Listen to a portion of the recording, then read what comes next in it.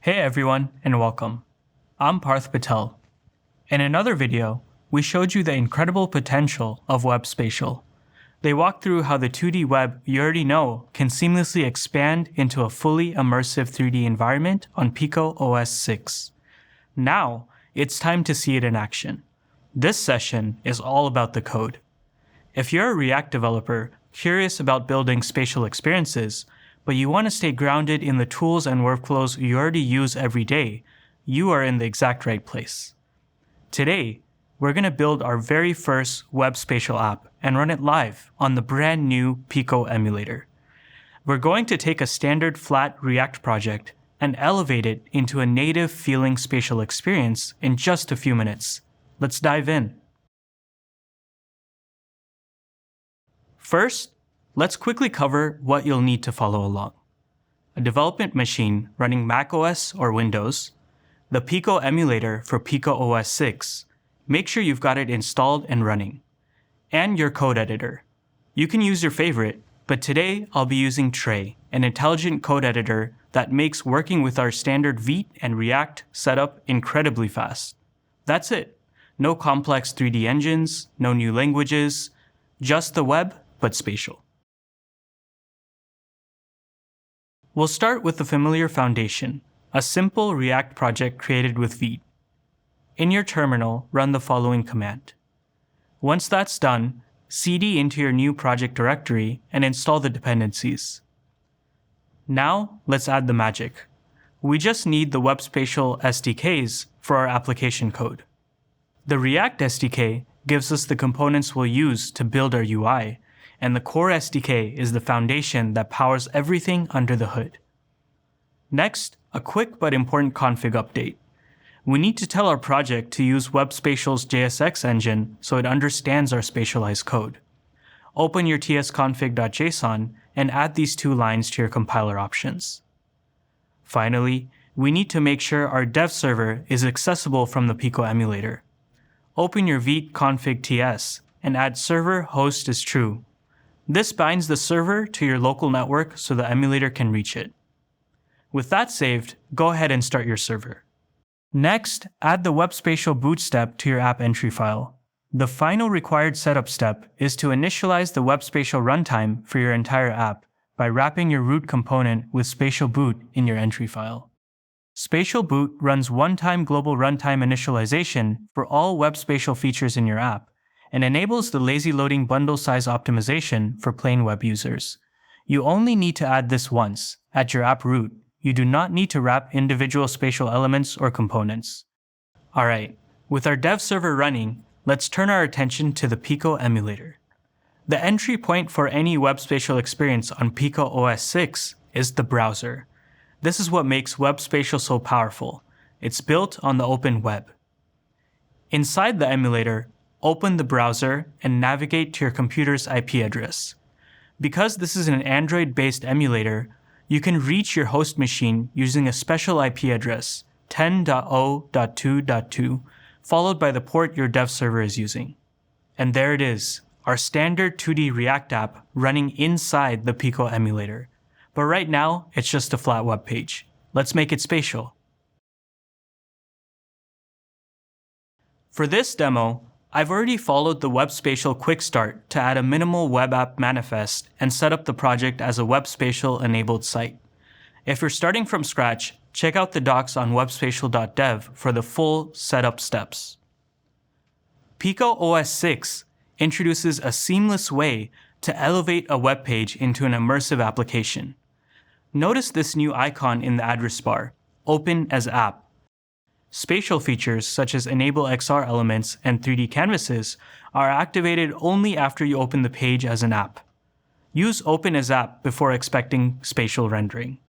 When you click this, the browser content transitions from a simple tab into a dedicated focused window in your spatial environment. This is the bridge. But how is this happening so fast and without any plugins? It's because we have integrated the native PICO spatial engine directly into the browser itself. By embedding the spatial engine right at the browser level, we're giving your standard web code direct, high-performance access to native 3D rendering.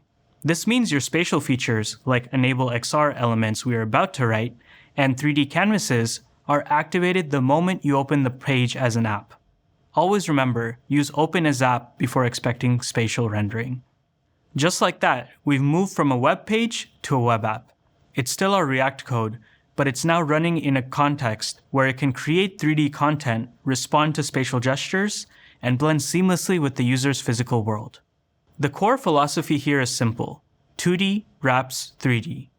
You keep your UI as regular HTML and CSS, you use the flexbox and grid layouts you already know, but when you want a specific element to pop out and step into the third dimension, WebSpatial reads a few simple CSS hooks in our Enable XR attribute to spatialize that element in depth. Let's look at the code. I've cleaned up the standard CSS into our style sheet so we can focus on the magic. Notice our spatial tile.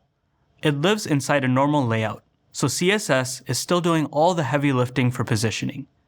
By adding Enable XR, we tell the PICO spatial engine to take over the depth. XR back is a unitless value in WebSpatial's native depth units, and Translate Z is a standard CSS transform. WebSpatial maps both of these onto the Z-axis and converts them into real-world depth. The engine is context-aware. Because we're building inside a standard window scene right now, WebSpatial treats the plane where this element originally sits as the back surface. From there, XR back and Translate Z moves the tile forward into 3D space. You can pass values like 30 pixels or 0.05 meters to Translate Z, or use raw numbers for XR back. The engine handles the conversion based on the scene type. This is 2D wraps 3D in practice. It requires almost zero context switching, but the visual impact is profound. So how do we add 3D content?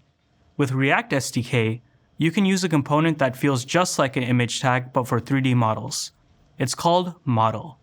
Let's add a simple model to our page. We import the model from the React SDK, give it a source URL pointing to GLTF file, and set a style for the 2D footprint. The most important part is the Enable XR attribute. This is the signal to the WebSpatial runtime that this element should be rendered spatially. And just like that, we have a 3D object in our scene. We can walk around it, look at it from different angles, and it's all being rendered by the native platform, driven by a simple React component. Sometimes, you don't want just a flat window. You want a 3D box that people can walk around and peek into. That's what a volume scene is for. You give it a name, a default size in meters, and then open a page into that box. As you start building, there are a few key tips and tricks that will make your development process much smoother. First, that host machine IP address. Remember 10.0.2.2. It's your best friend for connecting the emulator to your local dev server. Second, think about how you manage 3D assets. For static models, the model tag is great. For dynamic scenes with many objects, use the reality and scene graph components from the React SDK. This lets you reuse a single model asset for multiple instances, which is much more performant. Transforms and materials just became React state. Finally, a few quick hits for navigating the emulator. To reset your view, just hit Command-R on Mac or Control-R on Windows. You can switch between controller mode and eye-hand interaction mode from the toolbar to test different user inputs. And don't forget the built-in screenshot and recording tools. They're perfect for capturing and sharing your progress. We've just scratched the surface, but you can already see the path forward. You've taken a standard web app, infused it with spatial content, and run it in a native immersive environment, all without leaving the comfort of the React ecosystem. The web has always been about accessibility and reach. With WebSpatial and platforms like PICO OS, we're extending that promise into a new dimension. We can't wait to see what you build with it. Thanks for watching.